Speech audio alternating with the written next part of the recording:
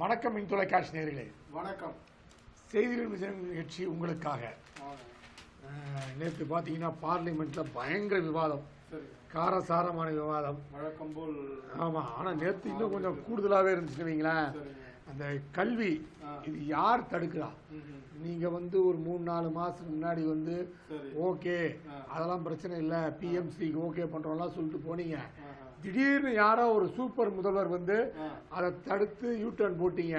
அதனால நீங்க சொல்ற நேற்று ஓகேன்னு சொன்னீங்க, நீங்க வேண்டாம்னு சொல்றீங்க, இதுக்கு நாங்க பொறுப்பே கிடையாது அப்படின்னு தர்மேந்திர பிரதான் அவர் அமைச்சர் சொல்ல, அதெல்லாம் கிடையாதுங்க, நாங்க எப்பவுமே ஓகேன்னு சொல்ல, நீங்க தப்பா பேசுறீங்க அப்படின்னு கண்மொழி அவர்கள் சொல்ல, உடனே தர்மேந்திர பிரதான் திமுக எம்பிக்கள் நாகரிகமே கிடையாது அப்படின்னு வார்த்தையை சொல்ல, இவங்க இல்ல நீங்க திமுக எம்பி மட்டும் கிடையாது தமிழர்களுக்கு அப்படின்னு சொல்லிட்டீங்கன்னு சொல்ல, அவர் அப்படி சொல்ல நான் என் வாயை தவறி வந்திருந்தா நான் உணர்ச்சி வேகத்தில் சொல்றேன், என்ன மன்னிச்சிருங்க, அந்த வார்த்தையை நான் வாபஸ் வாங்க சொல்ல ஒரே பரபரப்பு நேத்து, ஒரே தீவிட்டு கொழுந்து எரிந்ததுன்னே சொல்லலாம் பார்லிமெண்ட். ஆமா, அதாவது என்னன்னா நேத்திக்கு மத்திய கல்வி அமைச்சர் தர்மேந்திர பிரதான் நேத்திக்கு இவங்க கொடுத்த அந்த நோட்டீஸ் சம்பந்தமா பேசியிருக்கிறாருங்க.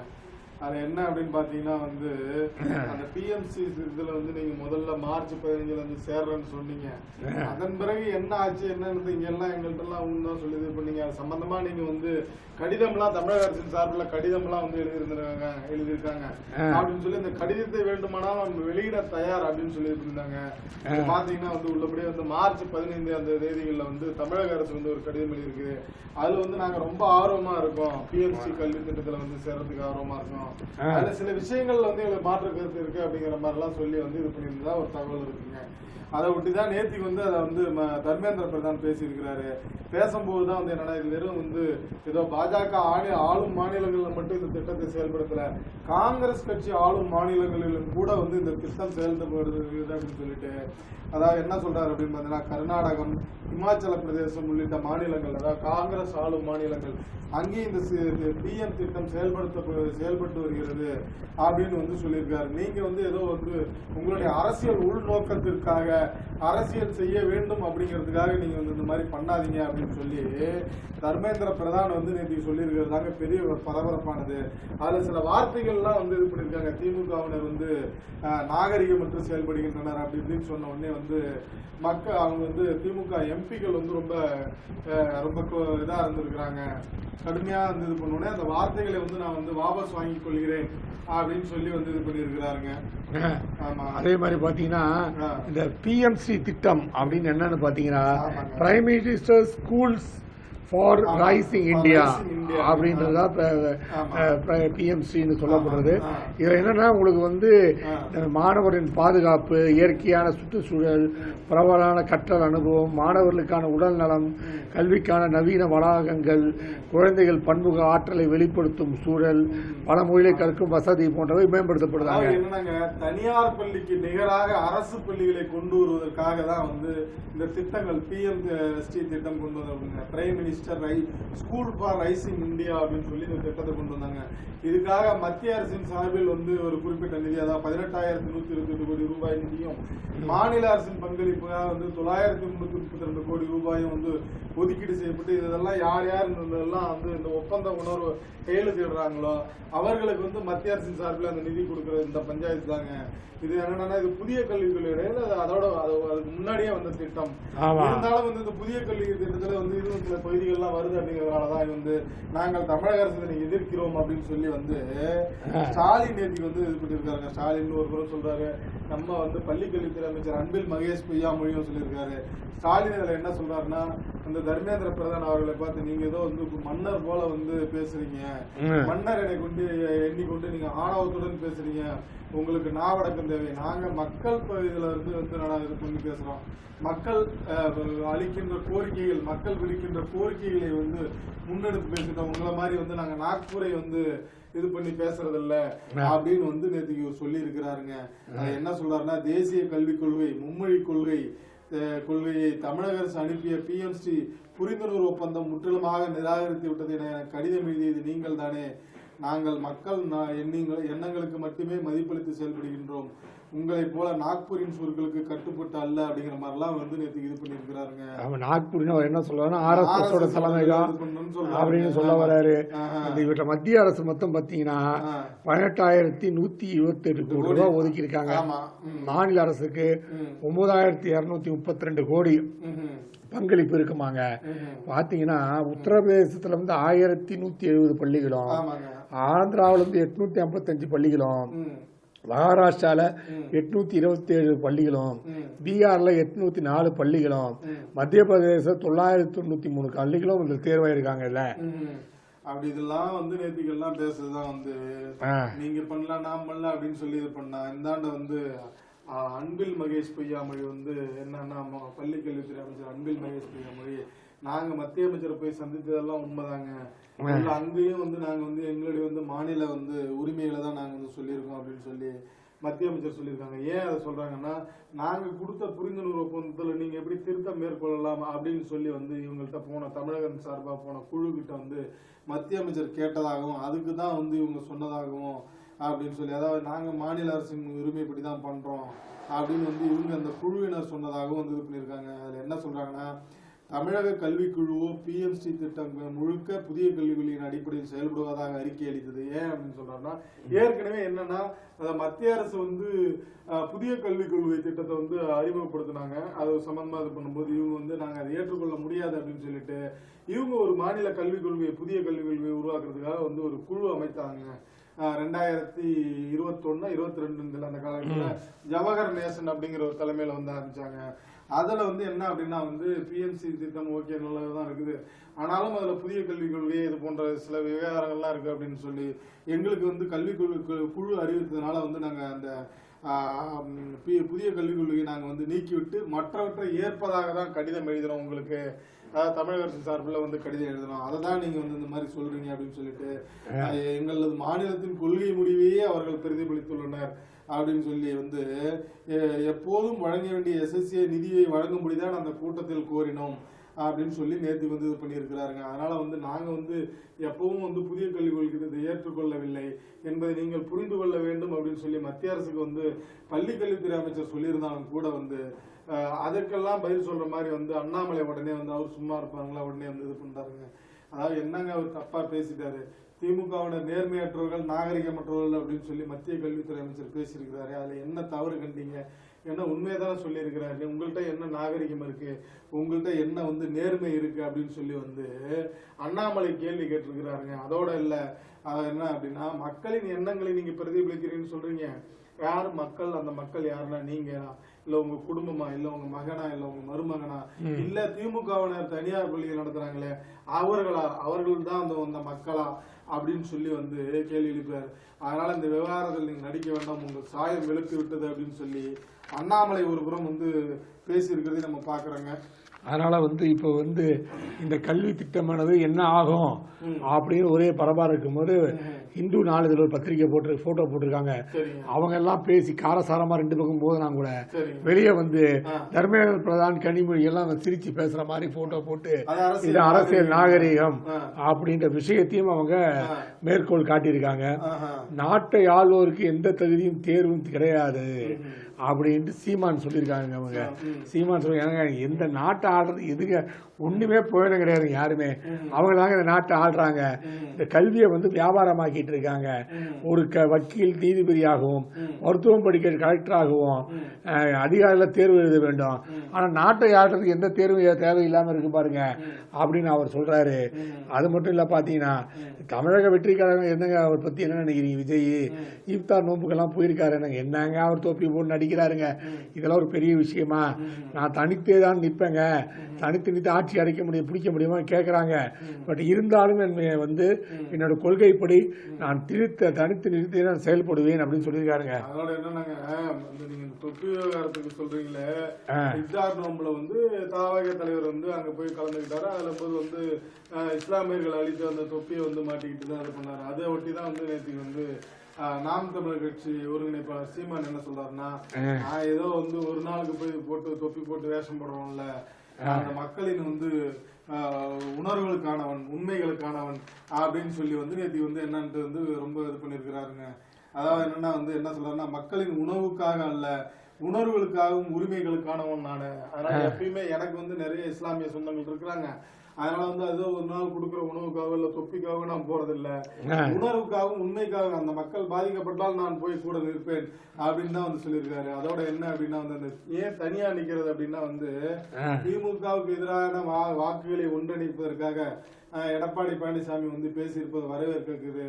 அவர் வரவேற்கிறதுனால நான் தனியா தான் நிற்பேன், எப்பயும் போல தனியா தான் நிற்பேன் அப்படின்ற மாதிரி நேற்று வந்து சொல்லியிருக்கிறாருங்க. அதே பாத்தீங்கன்னா விஜயோட அந்த இஃப்தார் பத்தி ஒரு நேற்று புகார் கொடுத்திருக்காங்க. சுன்னத் ஜமாத்து பொருளாளர் வந்து கவுஸ்ன்றவர் சொல்லியிருக்காரு. இவர் என்னங்க வந்தாரு, நோம்பு திறந்தாரு, ஆனா விஜய் பார்ப்பதுக்கு தான் கூட்டம் கூடிச்சு. அதனால வந்து விஜய் நடத்திய இஃப்தார் நிகழ்ச்சியில நோம்புக்கு கொஞ்சம் சம்பந்தம் இல்லாத ரவுடிகள் குடிகாரர்கள் பங்கேற்றார்கள், முஸ்லீம்களை கேவலப்படுத்துகிறாங்க தமிழ் ஜமாத்தை வந்து புகார் கொடுத்திருக்காங்க. ஏற்கனவே அன்னைக்கு பாத்தீங்கன்னா கிட்டத்தட்ட 3000 பேருக்கு ஏற்பாடு செய்யப்பட்டிருந்துச்சு. அழைப்புதல் இல்லாமையே பல பேர் உள்ள வந்துட்டாங்க. அழைப்பது இருந்து 500 பேர் வெளியே இருந்தாங்க. உள்ள போனவங்க ஒரே அழைப்புதல் ரொட்டேஷன் விட்டு உள்ள வந்து எல்லாம் உட்காந்துட்டாங்க. ஸோ இன்விடேஷன் வச்சிருந்தா உள்ள போக முடியல அப்படின்னு பெரிய புகார் அப்பவே இருந்துச்சுங்க. நீங்க அப்படி சொன்னீங்க அப்படின்னா நேற்று உள்ளபடியே வந்து ஒரு பயங்கரமான வந்து எல்லாரையும் மலர வைக்கின்ற ஒரு சம்பவம் நடந்திருக்குங்க.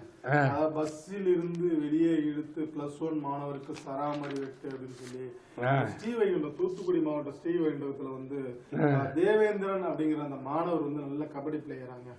அவர் வந்து 11ஆம் வகுப்பு தான் படிக்கிறார். நேற்று வந்து எக்ஸாம், அதாவது தேர்வு எழுத செல்லும் போது வந்து ஒரு மர்ம கும்பல் ஒண்ணு வந்து அவரை இழுத்து போட்டு சராமரியா வந்து கையெல்லாம் வெட்டி இருக்கிறாங்க. இது ரொம்ப கண்டிக்கத்தக்கது. அந்த மாணவன் விளையாட்டில் வந்து ரொம்ப துடிப்பானவராம். அவரை வந்து இந்த மாதிரி இது பண்ணணும் அப்படிங்கிறதுக்காக வந்து அவர் விளையாடக்கூடாது அப்படின்றதுக்காகவும் வந்து வெட்டி இருக்கிறதா ஒரு புறம் சொன்னாலும் கூட வந்து இதுல வந்து ஆதிக்க வன்முறை, அதாவது ஜாதிய கொடுமை இருக்கு அப்படிங்கறதையும் சொல்றாங்க. இது என்னன்னு தெரியல. ஆனா வந்து உண்மையிலுமே அந்த மாணவனை வெட்டியது ரொம்ப கண்டிக்கத்தக்கது அப்படிங்கறத நம்ம சொல்ல வேண்டியது. ஆனா அதுல இன்னும் விசாரிச்சு பார்த்தா என்ன சொல்றாங்கன்னா, அந்த பகுதியை சேர்ந்த லட்சுமணன் என்பவரோட தங்கையை வந்து காதலிப்பதாக சொல்லியிருக்காராம். அதனாலதான் வந்து இது வெட்டுவதற்கான ஒரு காரணமாக சொல்லப்படுகிறது. ஆனால் அதுக்கு அந்த காரணமான லட்சுமணன்றவர் கைது செய்யப்பட்டிருக்கிறாரு. இந்த மாணவருக்கு 17 வயசு. 17 வயசு இந்த சினிமா எல்லாம் பார்த்து இந்த ரொமான்ஸ் பண்ண ஆரம்பிச்ச காலகட்டத்தில் இது மாதிரி ஐ லவ் யூ எல்லாம் சொல்ல ஆரம்பிக்கிறதுனால இது மாதிரி பிரச்சனை ஏற்படுது. ஸோ மாணவர்கள் படிப்புல கான்சென்ட்ரேட் பண்ணுங்க, நீங்க சொல்ல மாதிரி விளையாட்டுல கான்சென்ட்ரேட் பண்ணுங்க, அதுல கான்சென்ட்ரேட் பண்ணுங்க பண்ணணும். எதுக்கு நீங்க இந்த காதல் இதெல்லாம் போய் மதிக்கிறீங்க? பண்ணிட்டு பாருங்க எவ்வளவு பெரிய பிரச்சனை வெட்டுல போயிட்டு இருக்கீங்க. இனிமேல வந்து நீங்க விளையாடுவதே கேள்விக்குறியாயிடும். அதுவும் கபடி விளையாடு என்பது வந்து உங்களுக்கு சுறுசுறுப்பா இருக்க வேண்டிய விளையாட்டு. இவ்வளவு வெட்டுக்கு எல்லாம் நடந்துச்சுன்னா சார மாதிரி வெட்டுனா எந்தெந்த இடத்துல வெட்டுப்பட்டிருக்குன்னு தெரியாது. நீங்க திருப்பி அந்த விளையாட்டுல போயிட்டு கான்சென்ட்ரேட் பண்ண முடியாது. உங்களோட எதிர்கால வாழ்க்கையே கேள்விக்குறியா போகக்கூடிய சூழ்நிலை. அதனால மாணவர்கள் காதலிக்கின்ற வயசு என்று தனி ஒரு 20 வயசுக்கு மேல காதலிக்கலாம். 17 வயசு காதலிப்பதெல்லாம் எவ்வளவு பெரிய தவறு. அதனால தயவு செஞ்சு அதெல்லாம் ஒதுக்கி வச்சுக்கிட்டு உங்களோட விளையாட்டு, கல்வி, உங்கள் பெற்றோர் பேச்சு கேட்டு அப்படி செயல்பட்டால்தான் உங்களுக்கு ஒரு எதிர்காலம் நல்லா இருக்கும். சொன்னீங்கன்னா வந்து திருத்தணியில் வந்து ஒரு 50 ஆண்டுகளுக்கு மேலாக வந்து ஒரு காய்கறி மார்க்கெட் நடந்து வந்துட்டு இருக்குங்க. அதுல பாத்தீங்கன்னா சிதலமடைந்த அப்படி இப்படின்னு இருந்தனால வந்து அதை வந்து இடிச்சுட்டு புதுசா வந்து ஒரு 3 கோடி ரூபாய் பட்ஜெட்ல வந்து தமிழக அரசு வந்து அங்க வந்து புதிய சந்தை வந்து கட்டியிருக்காங்க. அது ஏற்கனவே அந்த சந்தைக்கு வந்து காமராஜர், பெருந்தலைவர் காமராஜர் சந்தை அப்படின்ற மாதிரி தான் வந்து இருந்திருக்குது. அதனால என்னன்னா இவங்க தான் இப்ப எல்லாரும் தமிழக அரசு அங்கங்க எல்லாருமே வந்து கலைஞர் அரங்கம், கலைஞர் ஏறுதல் அரங்கம், கலைஞர் பன்னாட்டு அரங்கம், கலைஞர் பேனா மையம், கலைஞர் நாணயம் வந்து திருத்தணி சந்தைக்கும் அந்த காய்கறி மார்க்கெட்டிற்கும் வந்து கலைஞர் நாளங்காடி மையம் அப்படின்ற மாதிரி வந்து பெயர் வைக்கலாம் அப்படின்னு சொல்லி வந்து அந்த நகராட்சி மன்றத்துல வந்து தீர்மானம் ஏற்றிருக்கிறதா ஒரு தகவலுங்க. இதை ஒட்டி வந்து என்ன அப்படின்னா வந்து அங்க உள்ள மக்கள் வந்து ரொம்ப இது பண்ணுவாங்க. ஒரு பாட்டாளி மக்கள் கட்சி தலைவர் தான் வந்து அதை வந்து அறிக்கை விட்டிருந்தாரு. அதாவது காலங்காலமா 50 ஆண்டுகளுக்கு மேலாக பெருந்தலைவர் காமராஜரின் பெயரில் அந்த சந்தை இருந்துகிட்டு இருக்குது. நீங்க புதுதா கட்டுகின்ற இதுக்கும் வந்து இந்த மாதிரி கலைஞர் அந்த பெயர் சூட்டுறதா கேள்விப்படுறேன். அப்படி பண்ணீங்கன்னா அது உள்ளபடியே தவறு. ஏற்கனவே இருந்த அந்த காமராஜர் அவர்களின் பெயர் தான் நாங்க இருக்க வேண்டும் அப்படின்னு சொல்லிட்டு வந்து இது பண்ணியிருக்கிறாரு. ரெண்டாவது என்னன்னா, கலைஞர் இதை விட புகழ் வாய்ந்தவர் என்பதில் மாற்று கருத்து இல்லை.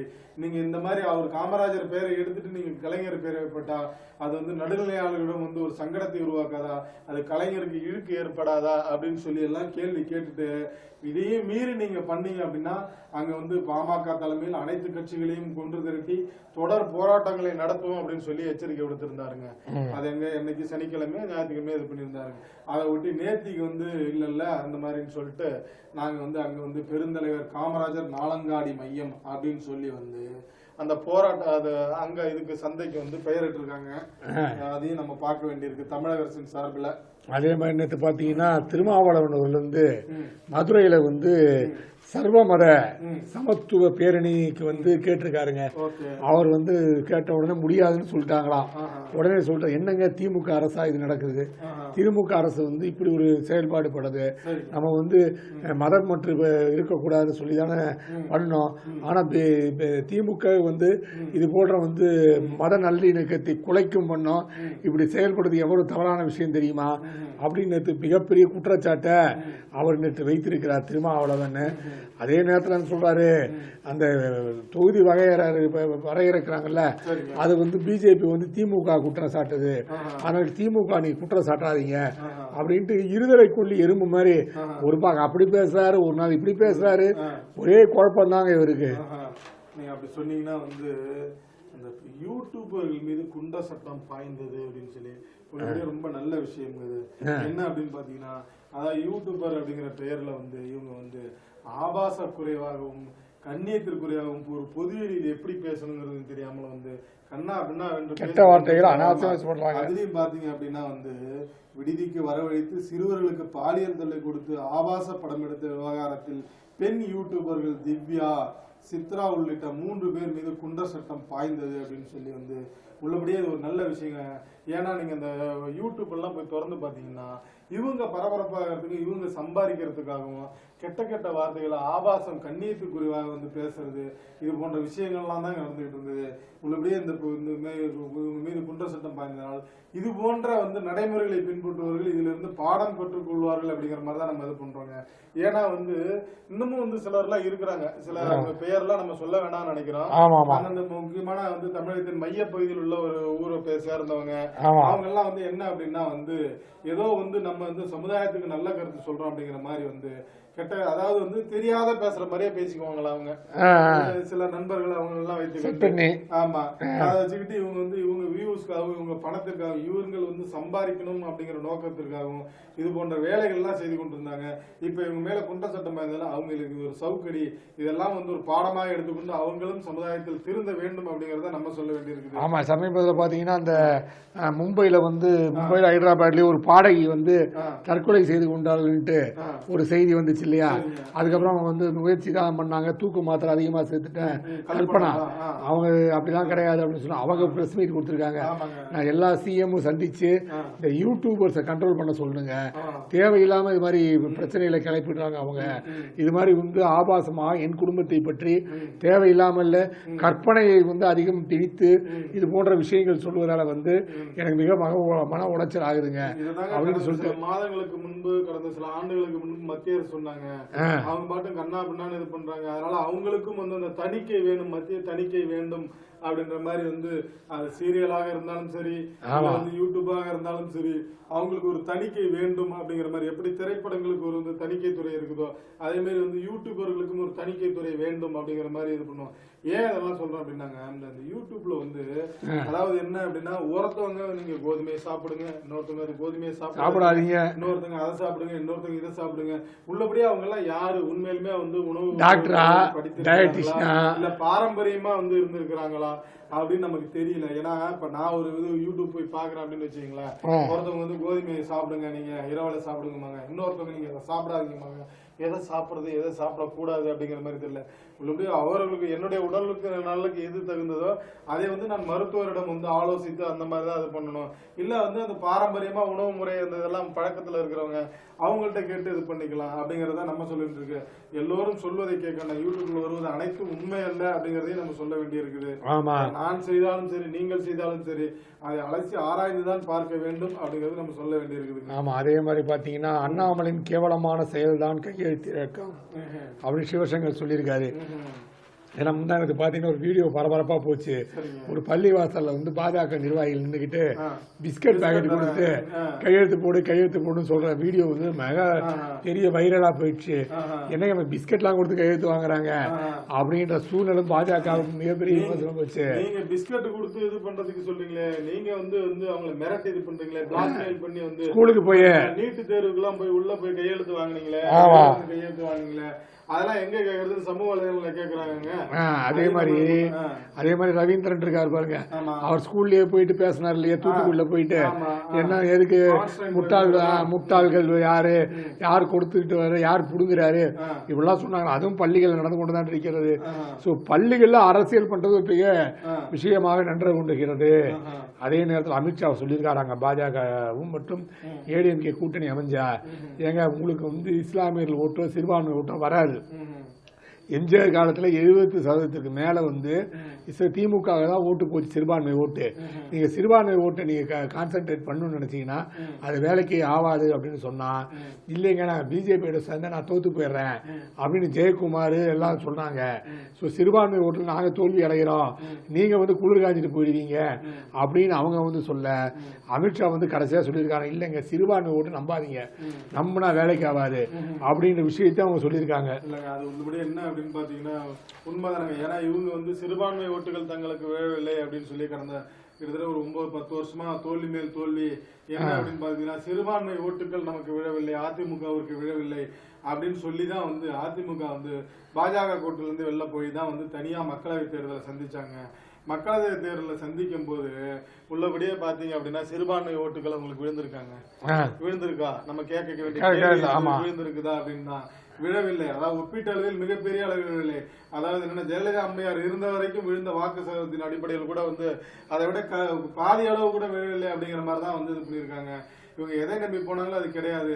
அதான் வந்து அமித்ஷாவும் சொல்லியிருக்கிறாரு வந்து என்ன அப்படின்னா வந்து எம்ஜிஆர் காலத்துல இருந்து சிறுபான்மையின மக்களின் வாக்குகள் வந்து திமுகவிற்கு தான் 70% போகும், இல்ல 50% போகும் அப்படின்னு வைத்துக்கிட்டாலும் கூட நீங்க மீதி இருக்கிற வந்து அந்த இதெல்லாம் வந்து கைப்பற்றதான் பார்க்கணும் அப்படின்னு சொல்லி உண்மையை சொல்லியிருக்கு. ஏன் அப்படின்னா அதிமுக வந்து கடந்த சட்டமன்ற தேர்தலில் 60 தொகுதிகள்ல வந்து கொங்கு மண்டலத்துல வந்து ஜெயிச்சாங்க. நடந்த மக்களவை தேர்தலில் எத்தனை ஜெயிச்சாங்க அப்படின்னு நம்ம கேட்க வேண்டியிருக்கு. ஏன்னா கொங்கு மண்டலம் முழுக்க வந்து அதிமுக தான் ஜெயிச்சதுங்க. ஏடிஎம்கே பிஜேபி கூட்டணி இருந்தது. கொங்கு மண்டலம் முழுக்க வந்து அதிமுக ஜெயித்தது. ஆனால் மக்களவை தேர்தலில் என்ன முடிவுகள் அப்படின்னு பார்த்தா அது அதிமுகவினருக்கே நன்றாக தெரிஞ்சிருக்கும். ஏன் அப்படின்னா நீங்க சிறுபான்மையினர் வாக்குகள்னு சொல்லிட்டு உங்களுக்கு பாரம்பரியமா விழுகின்ற வாக்குகள், அதாவது என்ன அப்படின்னா அனைத்து சமுதாய மக்கள், ஏன்னா சிறுபான்மை மட்டும் நம்ம ஏதோ சிறுபான்மையினரை தனித்து இது பண்ணுவதில்ல, அவங்க காலகாலமா வழக்கமா ஓட்டு போட்டிருக்கிறதுனால அதை சொல்ல வரோம். அப்படின்னா வந்து உங்களுக்கு பாரம்பரியமாக தான் அனைத்து இந்திய அண்ணா திராவிட முன்னேற்ற கழகத்திற்கு பாரம்பரியமாக விழுகின்ற வாக்குகள் கூட வந்து பிரிந்து போனதை வந்து அதிமுகவினர் உணர வேண்டும் அப்படிங்கறதான் அமித்ஷா சொல்லி இருக்கிறாருங்க. ஆமா, அது எந்த அளவுக்கு அந்த கால்குலேஷன் கரெக்டா வரும்ட்டு எல்லாம் வெயிட் பண்ணி பார்க்கணும். புரிந்து கொள்ள வேண்டும் அப்படின்னா நீங்க சொல்லுங்க. அதான் புரிந்து கொண்டு அந்த எலெக்ஷன் ஸ்ட்ராட்டஜின்றது அவங்க என்ன சொல்றாங்க, சரிங்க அதெல்லாம் கரெக்டுங்க, ஆனா சிவி சண்முகம், ஜெயக்குமார், கேபி முனிசாமி எல்லாம் எங்க தொகுதியில் நாங்க தோத்து போயிட்டோங்க, இந்த ஓட்டு இல்லாம நான் இவர் ஜெயக்குமார் சொல்றாரு, எங்க நான் ஒரு 20 வருஷம் அசைக்க முடியாத மாபெரும் தலைவனா இருந்த ஏரியால, ஆனா தோக்கடிச்சாங்க. பர்சனல் இதுக்காக இது பண்றாங்க. ஒட்டுமொத்தமா வந்து அவங்களுடைய கட்சி ஜெயிக்கணும் அப்படின்னு இருந்தாங்கன்னா அவங்க ஒருவேளை இது பண்ணிருக்கலாம். அவர் ஜெயக்குமார், சிவி சண்முகம் அவங்களுக்கு எல்லாம் அந்த தொகுதியில இருக்கிற சிறுபான்மையின வாக்குகள் கிடைக்காம அவங்க தோல்வி அடைந்ததா அவங்க வந்து இது பண்ணிருப்பாங்க, அதை கணக்கெடுத்து இருந்திருப்பாங்க. அதனால ஒட்டி வந்து தலைமையை வற்புறுத்தி இருப்பாங்க, அதனால நடந்திருக்கலாம் இது போன்ற விஷயங்கள் அப்படிங்கறத சொல்ல வேண்டி இருக்குது. நம்ம புரிந்து கொண்டு நடங்கள் அப்படிங்கறத நம்ம சொல்ல வேண்டி இருக்குது. ஆமா, அதே நேரத்துல பாத்தீங்கன்னா மாஜிக்கு ஆதரவாக நாடார் சமூகமா நம்ம ராஜா மாஃபா பாண்டியராஜன் இருக்கார்ல, ஆமாங்க. விருதுநகர்ல ஒரு கூட்டம் நடந்துச்சுங்க. ஆமா. அப்போ வந்து எம்ஜிஆர் மன்றத்தோட துணை செயலாளர் பிரவீன்றவர் என்ன பண்ணாரு, நேரா போயிட்டு இவருக்கு சால்வை போட்டாரு, மாஃபா பாண்டியராஜனுக்கு போட்டிருக்காரு. ஆமா, மாஃபா பாண்டியன் போட்டோன்னே அங்க ராஜேந்திர பாலாஜி டென்ஷன் ஆகி கண்ணா அப்படின்னா ஒரே அறை விட்டு கண்ணா அப்படின்னா திட்டி வெளியே போயிட்டு, நீ யாரு இங்கெல்லாம் வேலை பண்ணுகிற அப்படின்னு.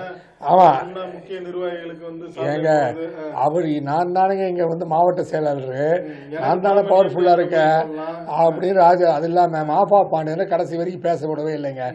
இதுக்கு என்ன பண்றாரு, மாஃபா பாண்டியன் பல இடங்கள்ல போன் பண்ணி புலம்பிருக்காரு. அது என்ன குறுநில மன்னரா அப்படின்னு கேட்டிருக்காரு. அதுக்கு வந்து ஆமா நான் குறுநில மன்னர் தான். அது என்னன்னா அந்த ஆடியோ வந்து முதல் நாள் நடந்த கூட்டத்துல வந்து அந்த ஆடியோ வந்து ஒரு அமைச்சர் மாஃபா, முன்னாள் அமைச்சர் மாஃபா பாண்டியராஜன் வந்து என்ன அப்படின்னா என்ன பேச விடல, ஆமா வந்து கேடி ராஜேந்திர பாலாஜி வந்து என்ன பேச விடல அப்படின்னு சொல்லி நிறைய வந்து அதிமுக நிர்வாகிகளிடம் புலம்பி இருக்கிறாரு. அதுல ஒரு குறுநில மன்னர் போல செயல்படுறாரு விருதுநகர்ல அப்படி இப்படின்னு ஒண்ணு. அந்த ஆடியோ எடுத்து யாரோ வந்து இவருக்கு அனுப்பிச்சிருக்காங்க. அதுக்கு அடுத்த நாள் மறுபடியும் ஒரு மீட்டிங் நடந்திருக்கு. அந்த மீட்டிங்ல தான் ஆமா நான் குறுநில மன்னர் தான் சிவகாசியில் நடந்திருக்கு ஆமா அப்படின்னு சொல்லி வந்து அவர் பெயரை சொல்லாம குறிப்பிட்டு இருக்கிறாருங்க. இந்த விவகாரம் ஒரே இதான உடனே வந்து இவர் வந்து முன்னாள் அமைச்சர் மாஃபா பாண்டியராஜன் போயிட்டு வந்து அக்கட்சியின் பொதுச் செயலாளர் அதிமுக பொதுச் செயலாளர் எடப்பாடி பழனிசாமி பார்த்து இந்த மாதிரிலாம் நடந்துகிட்டு இருக்கிறாருங்க, இது சரியில்லை அப்படின்னு சொல்லி வந்து அவர் வந்து தன் தரப்பு வந்து குறைய சொல்ல, அவர் மறுபடியும் வந்து எடப்பாடி பழனிசாமி வந்து இவர் ராஜேந்திர பாலாஜி கூப்பிட்டு பண்ணு சொல்ல, 2 பேரும் ராஜேந்திர பாலாஜி கூப்பிட்டு சொல்ல அந்த ஆன்லைன்ல வந்து பேசும்போது ஆன்லைன் கூட்டம் நடக்கும்போது ஆன்லைன் கூட்டத்தில் அவர் சொல்லியிருக்காராம், இது மாதிரி நடக்குது, ஏகாதிபத்தியம் எல்லாம் பேசக்கூடாது அப்படின்னு அவர் சொல்லியிருக்காரு. அதை வந்து இவருக்கு தான் அப்படின்னு சொல்லப்பட்டிருக்குது. ஆனா பெரிய அளவில் ஒன்றும் எச்சரிக்கை நடத்தப்படவில்லை அப்படின்னு ஒரு பேச்சுவார்த்தை இருக்கிறது. யார் பேரையும் சொல்லல அப்படின்னு நீங்க சொல்றீங்க. ஆமா, அதாங்க உண்மை. ஏன்னா அந்த அண்மையில அந்த காணொலி வாயிலாக கூட்டம் இல்ல, முன்னாள் அமைச்சர் செங்கோட்டையன் இதையும் வந்து சொல்லி பேசுறது வந்து ரொம்ப நேரத்துக்கு முன்னாடி உட்கார்ந்து இருந்தாரு. இவர் ஜெனரலா எல்லாருக்கும் பேசிட்டு கடைசி நேரத்துல வந்து என்ன அப்படின்னா முன்னாள் அமைச்சர் செங்கோட்டையன் அவர்களுக்கு நன்றி, கருப்பணன் அவர்களுக்கு நன்றி அப்படிங்கிற மாதிரி சொல்லிட்டு போயிட்டாருங்க. இந்த விஷயத்துல வந்து எடப்பாடி பழனிசாமி அவர்கள் செய்வது சரியல்ல அப்படிங்கறதா சமூக வலைதளங்கள் சொல்றாங்க. நீங்கள் வந்து இன்னமும் முன்னோக்கி செல்ல வேண்டும், அதிமுக மறுபடியும் வந்து நீங்க வந்து தலைமைக்கு வரணும், ஆட்சி அதிகாரத்தில் ஏற வேண்டும் என்றால் அனைவரையும் ஒருங்கிணைத்து செல்வதுதான் சரி அப்படிங்கிறது உங்க கட்சிக்காரங்களே சொல்லிக்கிட்டு இருக்காங்க அப்படிங்கறதையும் நம்ம சொல்ல வேண்டி இருக்குதுங்க. ஆமா, அதனால வந்து நீங்க செங்கோட்டையன் போன்ற மூத்த அரசியல்வாதிகள் மூத்த தலைவர்கள் எல்லாம் நீங்க புறந்தண்ணிலால் அது உங்களுக்கு தான் பிரச்சனையா முடியும் அப்படின்னு சொல்லப்படுது. அவரவர் துறைகள் சாதியுங்கள். இசைஞானி இளையராஜா வந்து முந்தானத்து வந்து மாபெரும் சாதனை 2 நாள் முன்னாடி செஞ்சிருக்கிறாரு. வேலியன்ட் சிம்பொனி இசை அரங்கேற்றிய பிறகு வந்து தாயகம் திரும்பினாருங்க. ஆமா, நேற்றுக்கு வந்து தாயகம் திரும்பினார். அவருக்கு வந்து தமிழக அரசின் சார்பில் வந்து சிறப்பான வரவேற்பு அளிக்கப்பட்டது. அது ஸ்டாலின் அவர்களே சென்று வரவேற்றிருக்கலாம். அது என்னன்னு ஒரு பெரிய குறை. ஆமா, உள்ளபடியே வந்து முதலமைச்சரே வந்து மக்களால் தேர்ந்தெடுக்கப்பட்ட ஒரு பிரதிநிதியை வந்து முதலமைச்சர் போய் செஞ்சிருச்சாங்க.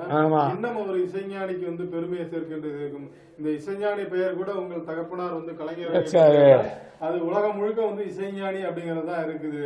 அது போக இல்ல வந்து இளையராஜா அவர்கள் பிறந்த நாளும் வந்து தள்ளி வச்சாரு, ஒரே நாள் தான் இருந்தாலும் வந்து அதையும் சொல்லி இருக்கிறாரு வந்து உங்க அப்பாவிற்காக தான் என்னுடைய பிறந்த நாள் தள்ளி வச்சேன் என்றால் வந்து உங்க அப்பாவின் புகழ் என்னால எந்த விதத்திலும் கெட்டுவிடக் கூடாது அப்படிங்கிறதுக்காக தான் நான் வந்து தள்ளி வச்சிருந்தேன். அப்படி வந்து பெருமன்மையா நடந்துகிட்டு வந்து ஒரு பிரிட்டன் தலைநகர் இங்கிலாந்து தலைநகர் லண்டன்ல போயிட்டு வந்து உலகமே போற்றக்கூடிய ஒரு சிம்பொனி இசை வேலியன்ட் அப்படிங்கிற ஒரு சிம்பொனி இசையை வந்து அரங்கேற்றி விட்டு தாயகம் திரும்பி அந்த தமிழரை வந்து நீங்க வந்து தமிழக மக்களின் சார்பாக வந்து அரசு சார்பில் சென்று இருந்தாலும் கூட அந்த அரசின் தலைமகனாக நீங்கள் போய் சென்று வரவேற்று இருந்தால் இன்னும் நன்றாக இருந்திருக்கும் அப்படிங்கிறது தான் வந்து நம்மளுடைய கருத்தா இருக்குது. உள்ளபடியே பாத்தீங்கன்னா அதையும் வந்து இசைஞானி சொல்லியிருக்கிறாரு. ஏதாவது என்ன அப்படின்னா எல்லாரும் என்ன வாஞ்சியுடன் வரவேற்றிருக்கீங்க. முதலமைச்சர் ஸ்டாலின் அவர்களும் அரசு மரியாதை அளித்து என்னை வரவேற்றது உள்ளபடியே என் நெஞ்சை நிகழ வைக்கிறது அப்படின்னு சொல்லிட்டு வந்து நேற்று என்ன சொல்றாரு அப்படின்னு பாத்தீங்கன்னா, இந்த பயணம் இத்துடன் முடிவடைவதல்ல, இன்னும் 13 நாடுகளில் இது நடக்கும். நிறைய வந்து இது பண்ணிட்டு இருக்கேன். இது சம்பந்தமா நான் வந்து பிரதமர் மோடியையும் விரைவில் சந்திப்பேன் அப்படின்னு சொல்லி இது பண்ணிருக்கிறார். ஆனா எனக்கு தெரிஞ்ச மோடியும் கூட பாராட்டி ட்வீட் போட்ட மாதிரி ஒண்ணும் இல்ல பிரதமர் மோடி பண்ணல. ஆனா அதுக்கு மேல வந்து பாஜக தலைவர் அண்ணாமலை போய் பண்ணிருக்கலாம். பட் மோடி தெரிவித்திருக்கிறாரு. வாழ்த்து தெரிஞ்சு அவர் காலில் விழுந்து ஆசீர்வாதம். அது கிளம்புறதுக்கு முன்னாடி இந்த நிகழ்வு நடைபெற்று கருநாகராஜன் பாஜக அதெல்லாம் கரெக்டுங்க. இருந்தாலும் பிரதமர் அவர்கள் ஒரு வாழ்த்து தெரிவித்திருந்தால் இன்னும் சிறப்பாக இருந்திருக்கும். ஒரு தமிழருக்கான மரியாதை. ஏன்னா ஆசியாவிலேயே இவர்தான் முதல் கண்டஸ்டண்டா பண்ணியிருக்காரு இவரு, கம்போஸ் பண்ணியிருக்காரு. ஸோ அவரை நேரடியாக இல்லைனாலும் ட்விட்டர்லயாவது பாராட்டி இருக்கலாமே மோடி அவர்கள். ட்விட்டர்ல ஒரு 4 லைன் அடிக்கிறது பெரிய தவறு கிடையாது. அந்த நேரிலே பல்வேறு நிகழ்வுகளை பார்த்தோம். மீண்டும் நாளை சந்திப்போம். அதுவரை நன்றி, வணக்கம். நன்றி, வணக்கம்.